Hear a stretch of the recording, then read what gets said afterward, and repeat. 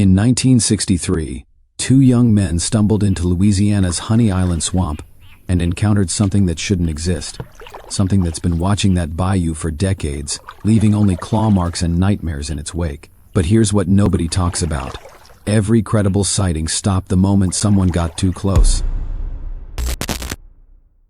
Honey Island Swamp sits northeast of New Orleans, over 70,000 acres of impenetrable bayou.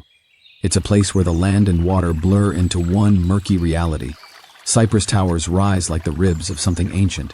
Alligators, bears, panthers, and according to locals, something else.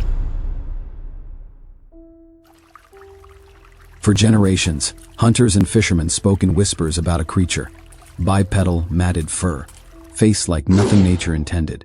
It wasn't until the mid-1960s that this myth became something harder to dismiss. The legend had a name, the Honey Island Swamp Monster, and it was about to change everything. In 1963, brothers Harlan Ford and Ray Mills ventured into the swamp to film nature footage. What they found instead was 16 millimeters of footage that would haunt paranormal research for 50 years. They described it as 7 feet tall, hair, matted, dark, like nothing alive, eyes that didn't reflect light the way an animal's should. That film still exists. It's been analyzed by wildlife experts, cryptozoologists, and skeptics. And here's what's strangest. No one can definitively prove it's fake, but no one can prove it's real. It exists in this perfect liminal space. The uncertainty is the entire point. The gait is wrong, too fluid, the arm length disproportionate. Either they faked a perfect cryptid, or they captured something that shouldn't be cataloged. When authorities investigated, they found nothing. No physical evidence, no skeletal remains, no DNA. It's as though the creature exists only to be seen, never touched, never proven. The official record? Dismissed as a bear or human hoax. Case closed. Except, between 1963 and the late 1970s, at least 7 people vanished in or near Honey Island Swamp. The official cause? Drowning, disorientation, natural causes. But locals knew better. They knew something was taking them. Bodies were rarely recovered. Equipment was sometimes found, a boot, a fishing pole, but the people themselves? Gone, swallowed. 1988.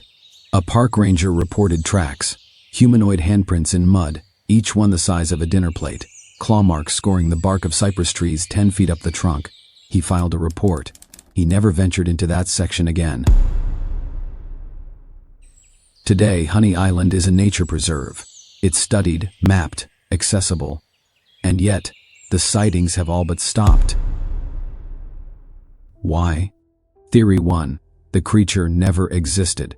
Harlan Ford was a filmmaker with a vision: create the perfect monster to inject into culture. Everything else, the disappearances, the sightings, psychological spillover, confirmation bias run amok. We see what we expect to see. But here's my interpretation.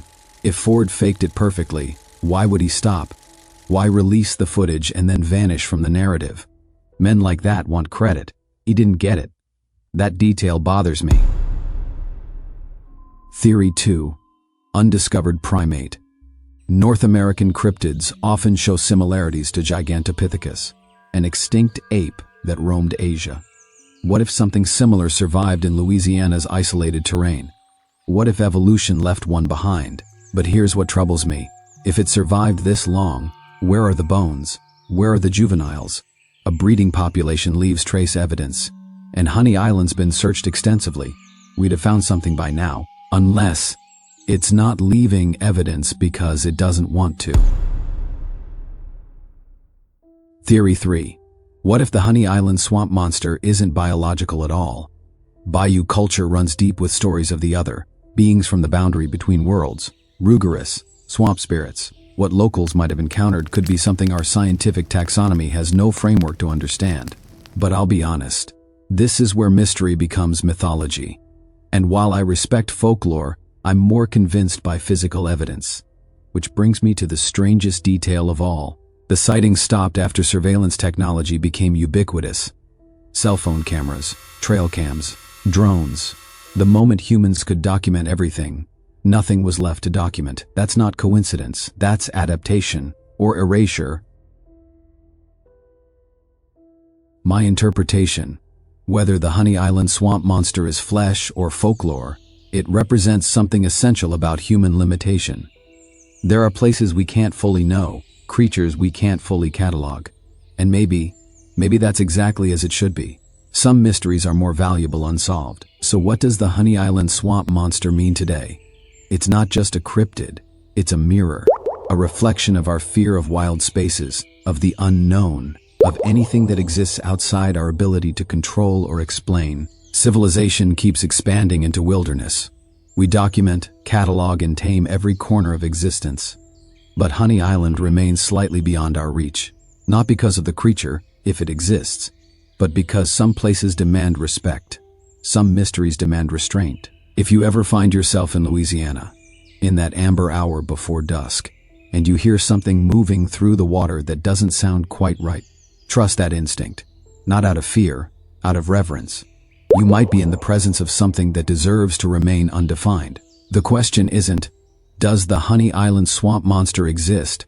The question is, what are we willing to leave unexplained? If cryptid history fascinates you, subscribe for weekly deep dives into creatures science can't explain. And here's what I want from you. In the comments, tell me, what cryptid terrifies you most? What unexplained phenomenon keeps you up at night? Your answers could become our next investigation.